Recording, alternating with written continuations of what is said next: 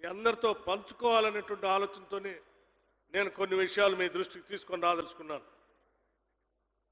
మిత్రులారా, హైదరాబాద్ నగర వాసులారా, అందరికీ తెలిసిందే, కొట్లాడి మనం తెచ్చుకున్న తెలంగాణ రాష్ట్రం 10 సంవత్సరాలు పాలన చేసిన బీఆర్ఎస్ పార్టీ హైదరాబాద్ నగరం ఈ రాష్ట్రానికి ఎంతో ముఖ్యమైన పట్టణం అయినప్పటికీ కూడా ఏమాత్రం అభివృద్ధి చేయకుండా గత ప్రభుత్వాలు చేసినటువంటి అభివృద్ధి పైన వాళ్ళ రంగు పూసుకొని మేము చేస్తున్నాం అని చెప్పి 10 సంవత్సరాల కాలం వెళ్ళబుచ్చారు తప్ప హైదరాబాద్ నగరానికి ఏమీ చేయలేవాళ్ళు. ఒకసారి హైదరాబాద్ నగరాన్ని మనం చూస్తే ఇంటర్నేషనల్ ఎయిర్పోర్ట్ కానీ, ఔటర్ రింగ్ రోడ్ కానీ, లేకపోతే నగరంలో ఉన్నటువంటి మంచినీటి వసతికి సంబంధించిన మంజీరా నీళ్లు కానీ, కృష్ణానది నుంచి వచ్చే నీళ్లు కానీ, గోదావరి నుంచి వచ్చే నీళ్లు కానీ, ఈ మంచినీళ్ల పథకాలన్నీ కూడా ఆనాటి కాంగ్రెస్ ప్రభుత్వాలు తీసుకొచ్చినాయి. హైదరాబాద్ నగరంలో పరిశ్రమల వ్యవస్థ కోసం ఇక్కడ పెట్టినటువంటి బిహెచ్ఎల్ దగ్గర నుంచి మొదలు పెడితే ఈసీఎల్ కానీ, డిఆర్డిఎల్ కానీ, లేకపోతే గతంలో ఉన్నటువంటి ఐడిపిఎల్ కానీ, బీడీఎల్ కానీ, ఇక్కడ ఉన్నటువంటి ప్రతి ప్రభుత్వ రంగ సంస్థ కూడా ఆనాటి కాంగ్రెస్ ప్రభుత్వాలు చేసుకొచ్చినాయి.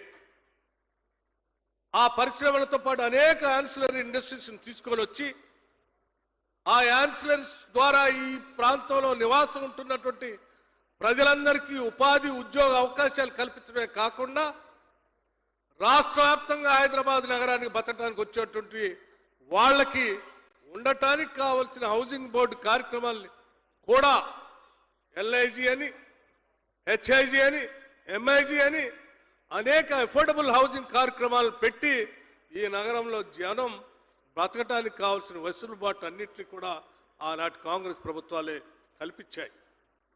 ఆ తర్వాత క్రమంలో ప్రపంచం అంతా కంప్యూటరైజేషన్ జరుగుతూ ఉంటే ఆనాడు శ్రీ రాజీవ్ గాంధీ గారు ప్రధానమంత్రిగా ఉండి ఈ దేశం ఇండస్ట్రియల్ రెవల్యూషన్ మిస్ అయింది కానీ కంప్యూటర్ రెవల్యూషన్ మిస్ కాలేమని చెప్పి పెద్ద ఎత్తున దృష్టి సారించి హైదరాబాద్ నగరాన్ని కేంద్రంగా పెట్టుకొని ఆనాడు కాంగ్రెస్ ప్రభుత్వాలు పెద్ద ఎత్తున ఇక్కడ హైటెక్ సిటీ నిర్మాణంతో పాటు సాఫ్ట్వేర్ ఇండస్ట్రీకి కావాల్సిన అన్ని వసతులను ఏర్పాటు చేసి ప్రపంచవ్యాప్తంగా ఉన్నటువంటి పరిశ్రమల్ని ఇక్కడికి ఆహ్వానించి తీసుకొని రావటమే కాకుండా ఈ పరిశ్రమలకు కావాల్సినటువంటి వనరులు అందించడానికి ఈ రాష్ట్రంలో అనేక ఇంజనీరింగ్ కాలేజీలకు పర్మిషన్లు ఇచ్చి అందులో చదువుకునేటువంటి విద్యార్థులందరికీ ఫీజు రియంబర్స్మెంట్ ఇచ్చి వాళ్ళందరూ కూడా ఈ పరిశ్రమలకు పనికొచ్చేటువంటి మానవ వనరులుగా తీర్చిదిద్దినటువంటి ఆనాటి ప్రభుత్వాలు చేసినటువంటి కార్యకలాపాలే తప్ప హైదరాబాద్ నగరానికి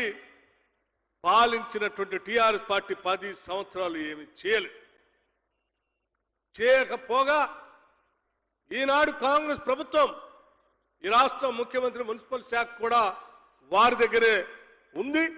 వారు ప్రత్యేకంగా దృష్టి సారించి హైదరాబాద్ నగరాన్ని ఇంకా ఒక అడుగు ముందుకు తీసుకుని వెళ్ళి గ్లోబల్ సిటీగా మార్చాలనేటువంటి ఆలోచనతో మూసీ రిజర్వేషన్ అనేటువంటి కార్యక్రమాన్ని తీసుకున్నారు. ఈనాడు ప్రపంచంలో ఏ నగరానికి పోయినా బాగా అభివృద్ధి చెందినటువంటి దేశాల్లో ఆ నగరాలు మధ్యలో ప్రవహిస్తున్నటువంటి నదుల్ని శుభ్రం చేసుకొని దాని చుట్టూ పర్యాటక రంగాన్ని అభివృద్ధి చేసుకోవటమే కాకుండా ఆహ్లాదకరమైనటువంటి వాతావరణంతో పాటు ఆరోగ్యకరమైనటువంటి వాతావరణాన్ని కూడా ఏర్పాటు చేసుకొని ఆ నదుల్ని జీవనదుల్లాగా ఉంచి ముందుకు తీసుకొని పోతా ఉన్నారు. ఆ రకంగా హైదరాబాద్ నగరాన్ని కూడా మార్చాలని దాదాపు 55-56 కిలోమీటర్లు ప్రవహిస్తున్న ఈ మూసీ నదిని కూడా జీవనదిగా మార్చాలని ఎంత ఒత్తిడి ఆర్థిక పరమైన ఇబ్బందులు ఉన్నప్పటికీ కూడా హైదరాబాద్ నగరం మనందరికీ గర్వకారణం. దీన్ని ప్రపంచ నగరంగా మారిస్తేనే మన యువతకి విద్య ఉపాధి అవకాశాలన్నీ పెరుగుతాయనేటువంటి ఆలోచనతో ఈ ప్రాంత అభివృద్ధి కోసం ఒక ప్రణాళికాబద్ధంగా ముందుకు పోతా ఉంటే అభివృద్ధి జరిగితే, మూసీ రిజర్వేషన్ జరిగితే, గోదావరి నీళ్ళని తీసుకొచ్చి మూసీలో ప్రవహింపజేస్తే, అక్కడ పర్యాటక రంగం అభివృద్ధి చెందితే అక్కడ ఉన్నటువంటి ప్రజలందరికీ ఆరోగ్యకరమైన జీవితం వస్తే కాంగ్రెస్ ప్రభుత్వానికి మనం ఏమి కదల్చలేము అనేటువంటి ఒక భయంతో ఏదో రకంగా దీనిపైన బురద జల్లి ప్రజలకు తప్పుడు సమాచారం ఇవ్వాలనేటువంటి ఆలోచనతో కుట్రపూరితంగా బీఆర్ఎస్ పార్టీ వారి సోషల్ మీడియాను ఉపయోగించి అక్కడ ఉన్నటువంటి పేదవాళ్ళందరినీ తొలగిస్తా ఉన్నారు. ఇది అన్యాయమని నానాయాగి చేస్తా ఉన్నారు. ముఖ్యమంత్రి గారు చాలా స్పష్టంగా చెప్పారు, మంత్రులు చాలా స్పష్టంగా చెప్పారు. మూసీ నది పరివాహక ప్రాంతంలో నివసిస్తున్నటువంటి ప్రజలు పేదవాళ్ళందరూ కూడా గతి లేకనే పాపం ఇబ్బంది పడుతూ ఆ మురికి వాసన భరిస్తూ అక్కడ జీవనం సాగిస్తా ఉన్నారు. వాళ్ళకు కూడా మనం మంచి జీవితం ఇవ్వాలి అనేటువంటి ఆలోచనతో అక్కడ అభివృద్ధి చేసి అక్కడ పట్టాలు ఉన్నా పట్టాలు లేకపోయినా పేదవాళ్ళు పొరపాటున మూసీ నదిలో గుడిసెలేసుకొని బతుకుతుంటే కూడా వాళ్ళను కూడా లెక్కగట్టి అభివృద్ధి చేసిన మూసీ పరివాహక ప్రాంతంలోనే అందమైన టవర్లు కట్టి ఆరోగ్యకరమైన వాతావరణంలో వాళ్ళకి అక్కడే ఇల్లు ఇస్తామని చెప్పి పదే పదే చెప్పి వారి వ్యాపార వృద్ధి కోసం, పిల్లల చదువు కోసం, వాళ్ళ మహిళల అభివృద్ధి కోసం కావాలనంటే అవసరమైతే వడ్డీ లేని రుణాలు కూడా ఇచ్చి ఆ మహిళల అభివృద్ధి కోసం బాగు చేస్తామని చెప్పి ప్రభుత్వం పదే పదే చెప్తా ఉంటే వాళ్ళు కూడా బాగుపడకూడదు. ఆ పేదవాళ్ళు అట్లాగే ఉండాలి, వాళ్ళ ఇల్లు లేకుండానే ఉండాలి, ఆరోగ్యకరమైన జీవితం వాళ్ళకు వద్దు, మురికి కోపంలోనే ఉండాలి, వాళ్ళు అట్లుంటేనే బాగుంటుంది అనేటువంటి ఒక కుట్రపూరితమైన ఆలోచనతో BRS party, Bharatiya Janata party కావాలని బురద జల్లే కార్యక్రమం చేస్తూ ఉన్నారు. మిత్రులారా, ఆలోచన చేయండి.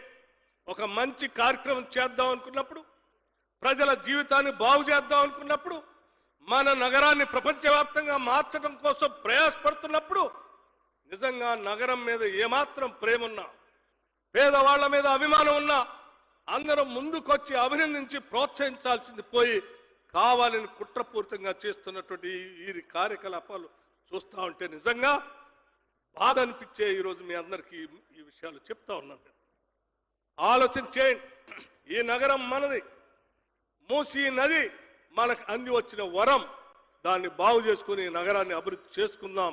దానికోసం ఎంత ప్రయాసలకు వచ్చైనా, ఎంత ధనం ఖర్చైనా ఖర్చు పెట్టడానికి వెనకాడకుండా ఈ ప్రభుత్వం ముందుకు పోతుందనేటువంటి ఆలోచనని, ఇది ప్రజల కోసమే, నగరం కోసమే చేస్తున్నటువంటి అంశాన్ని ప్రజల దృష్టికి తీసుకొని రావాల్సింది కూడా నేను మీ అందరికీ విజ్ఞప్తి చేస్తా ఉన్నాను. వారు ఈ చేసే కార్యకలాపాలని అడ్డగిస్తూ వాళ్ళు ఇబ్బంది పడుతున్నారు కదా ప్రజలంటే, ముఖ్యమంత్రి గారు ఒక మాట అన్నారు, ఆ బాధపడుతున్నటువంటి ప్రజల బాధని ఒక్కసారి గమనిస్తే మీరెవరు ఈ రకంగా మాట్లాడరు. సౌదినమ్మ అని ఒక ఆయన బయలుదేరింది, నేను ఆడ పడుకుంటే 24 గంటలు ఒక రోజు అని. ఒకరోజు కాదు, నువ్వు నీ కుటుంబం చిరస్థాయిగా అక్కడ గుడి చేసుకొని మూసీ నది మధ్యలో మురిక్కోపంలో బతుకుతూ జీవితం సాగిస్తూ చూపిస్తే అప్పుడేమైనా అర్థం ఉంటుంది. ఒక్కరోజు కావాలని అక్కడ పోయి పడుకొని నేను పడుకున్నాను, మిగతా వాళ్ళంతా అక్కడే ఉండండి అని చెప్తే మళ్ళీ పోయి నువ్వు విలాసవంతమైన ప్యాలెస్లో బతుకుతూ వాళ్ళు ఆడే ఉండవని చెప్పడం కరెక్ట్ కాదు. వాళ్ళ బాగు కోసం ఈ రాష్ట్ర ప్రభుత్వం కట్టుబడి ఉంది. బ్రహ్మాండంగా అభివృద్ధి చేస్తాం.